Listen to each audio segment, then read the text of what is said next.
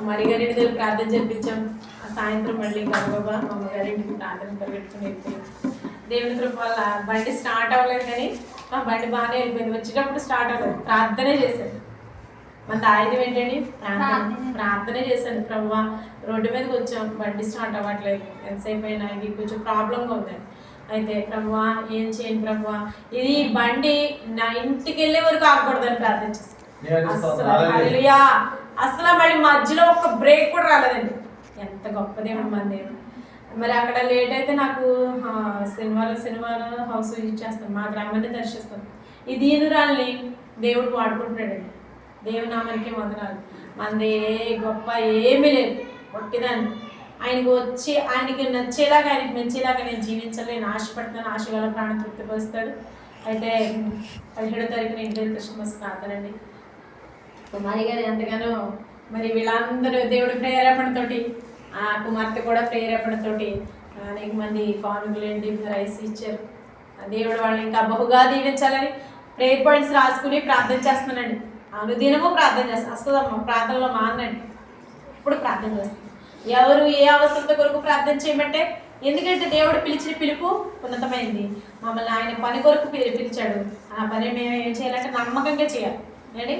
అలాగా దేవుడు మా ప్రయాణాల్లో అంత దూరం దగ్గర 65 కిలోమీటర్ల దూరం అండి.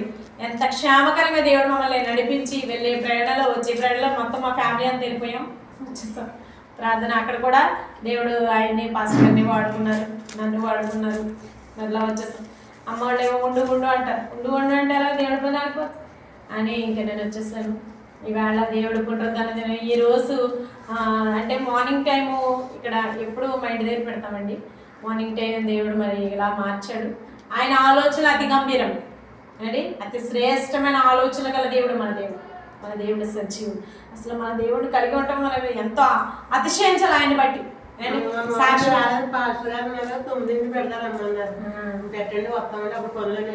అంతే కదండి. అంటే ఈవినింగ్ టైం అంటే కొంచెం బతుకు వచ్చేస్తుంది. సండే స్కూల్ చదువుతుంది పెట్టండి. అయితే దేవుని కృప గొప్పది. ఇక్కడే కాదు వేరే గ్రామాల్లో కూడా దేవుడు ఆయన పరిచయంలో మాస్టర్ గారిని నన్ను వాడుకుంటున్నాడు. ఏంటంటే మేము ఆయన పాత్రలో మేము వెళ్తున్నాం. అయితే ఆయనకి ఇష్టకరంగా దేవుడే వాడుకుంటాడు. అనేక మంది నశించిపోయే వాళ్ళు చాలా మంది ఉన్నారు కదండి. వాళ్ళందరూ రక్షించబడాలంటే చెప్పే సాధనం ఉండాలి కదా అని దేవుడు వాడుకుంటున్నాడు. అయితే నాకు ఆరోగ్యం ఇచ్చి ఎంతగానో కాపుదలిచ్చి క్షేమకరంగా మా ప్రయాణాలు తోడుకోండి. మా పరిచయం నిమిత్తం కూడా మీరు అనుదిన ప్రార్థనలు పెట్టి ఇంకా దేవుడు మమ్మల్ని ఆస్వాదించి ఇంకా బలంగా వాడుకుని నలుమూలలు విస్తరింపచేసి వ్యాపింపచేసేలా ప్రార్థన చేయండి. కొద్ది సాక్షులు దేవుడు దీవించి మా పిల్లలకి ఎగ్జామ్స్ రేపటితో అయిపోతాయండి. నేను ప్రార్థన చేస్తున్నాను. మీ ప్రార్థనలో మమ్మల్ని కూడా చిన్నగా ఒక 5 minutes చేయించాలి. మేము ఎప్పుడు ప్రార్థన చేస్తాం, 5 నిమిషాలు చేయించాలి మా గురించి. ఇంకొక సాక్షి దేవుడు దీవించి ఆశీర్వదించుకుంటాం.